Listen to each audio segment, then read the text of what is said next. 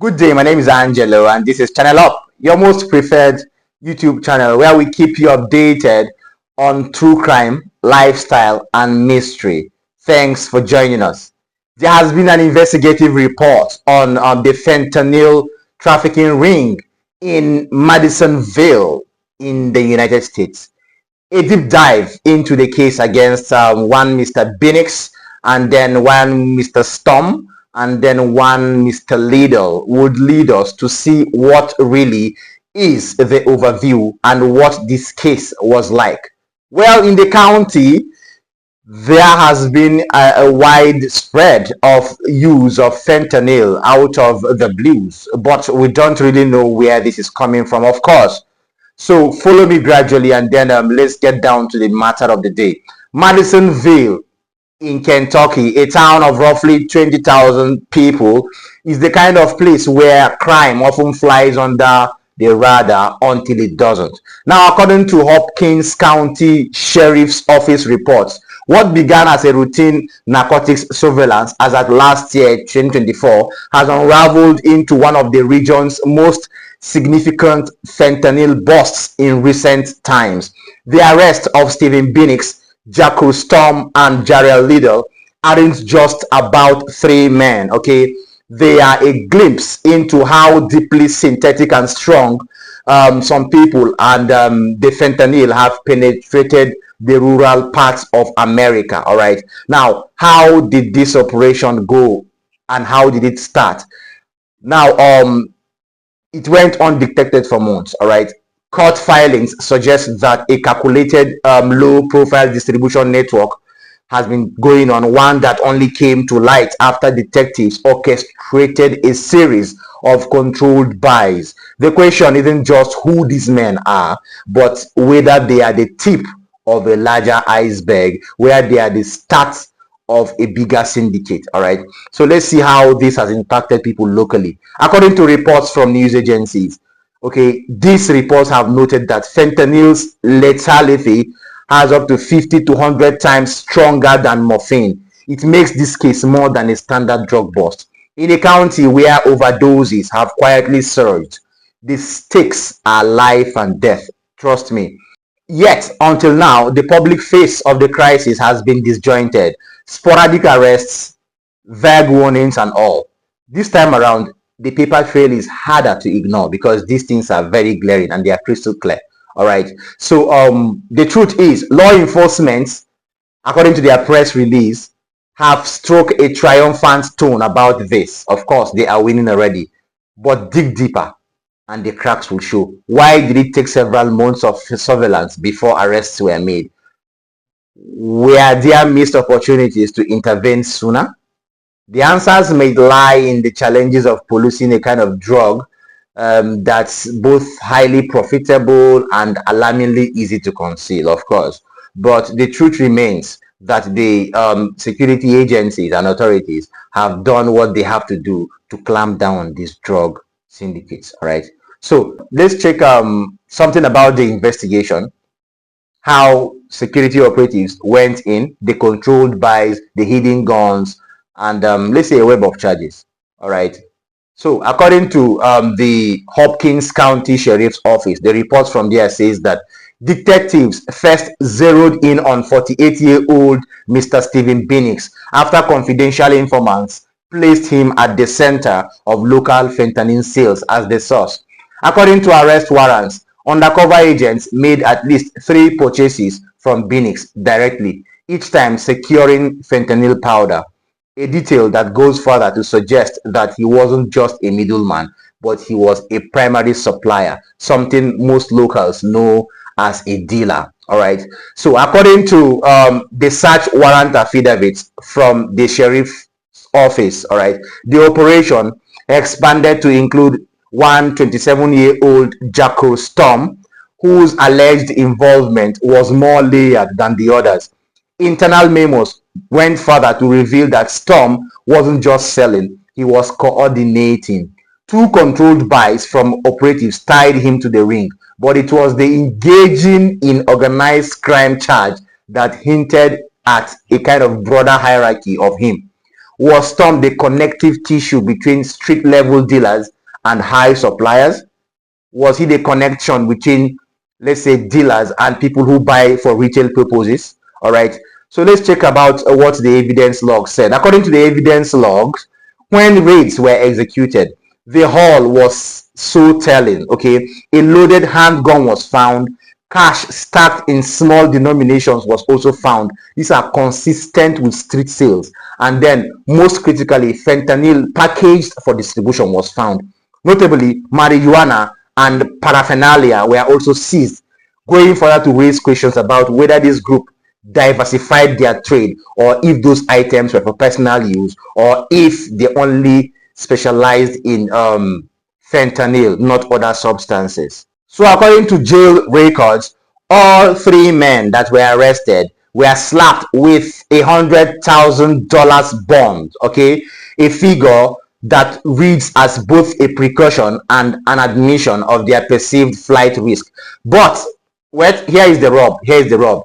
Mr. Liddell, at just 22 years, faces only one trafficking count. Okay, was he a minor player, or is the case against him still building? How much more was Mr. Liddell involved in this drug crime? All right, that is what I want to discuss. But before checking that, I would love to see, I would love to share with us the profiles and few unanswered questions as regards this case. Okay, the defendants are really guilty as charged, yet to be confirmed, but I would love to share the details of this. All right, now Stephen Binnix's age, 48 years, stands out in a trade often dominated by younger men.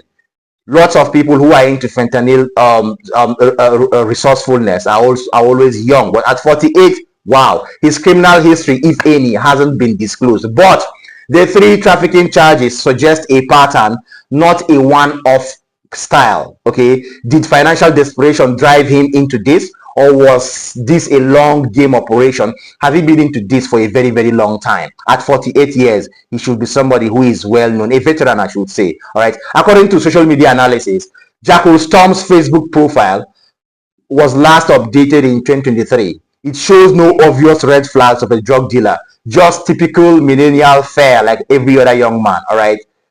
Yet, police alleged he was knee-deep in organized crime. The disconnection between his online persona and his charges undergoes a kind of scrutiny and tells how bad his motive has been as regards drug charges. Okay, now according to local arrest patterns, Mr. Jarrell Liddell and his minimal charges contrast sharply with his co-defendants. Was he recruited as an expandable level, or is there a kind of deal in the works to flip him? Prosecutors haven't tipped their hand yet, but in cases like this, the youngest defendant often holds the most leverage. Okay, so his involvement is yet to be understood.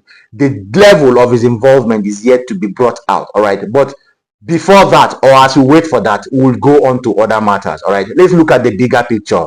Okay, what is the fentanyl's grip on rural places in America, places like Kentucky, Madisonville, and all?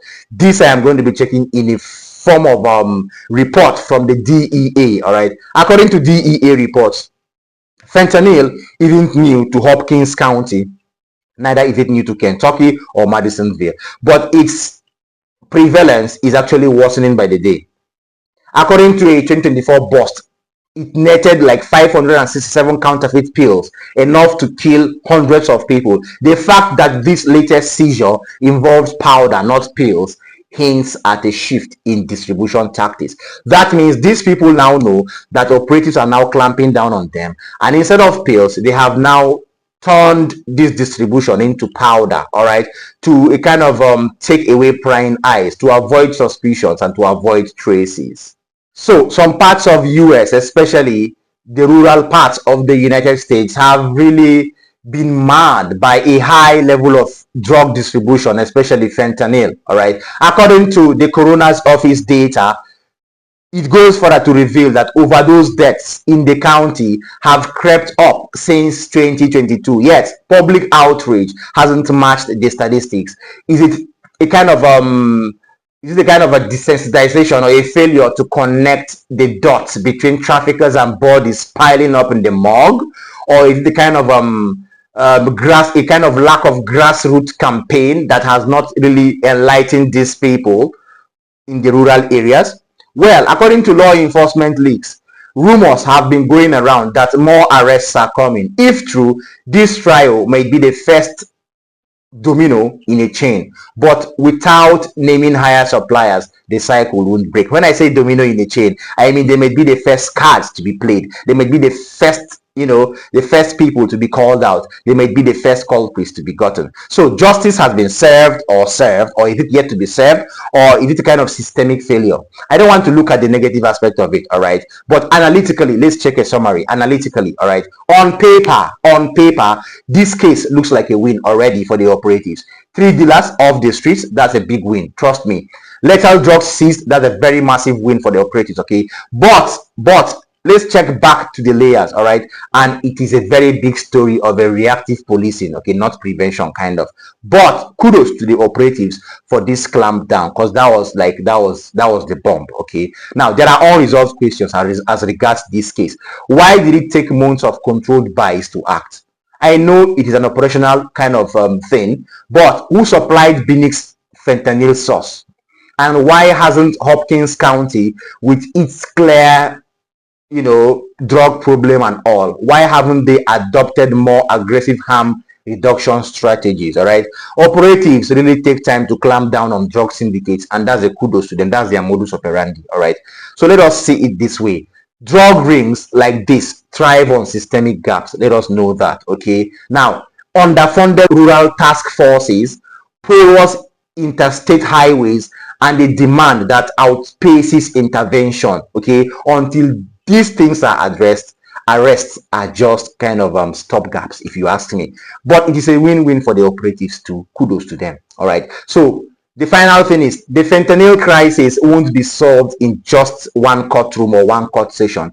It will be solved when towns like Madisonville and the rest treat, these cases not just like a crime wave, but as a public health emergency with lots of body counts already piling up. Right now, I feel they are not even close, if you ask me. All right, but they have tried their best. So my opinion is that Mr. Binix, Mr. Storm, and Mr. Liddell will actually face justice in no time.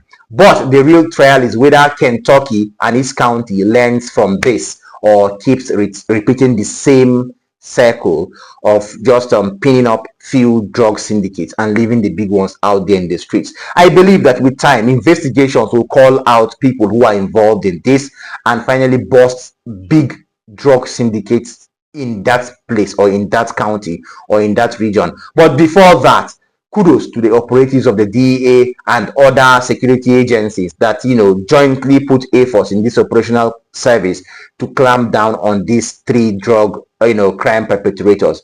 I will say once more that the security operators in the United States are really trying their best and they need their flowers. All right, thank you so much for staying this far. If you enjoyed our updates, why not like our videos, share them, drop comments for us in the comment section. If you like what we do here, come on, subscribe to this channel, and then don't forget to tap the notification bell so that you won't be left behind when I drop a new update. Thank you so much. See you next time. Bye.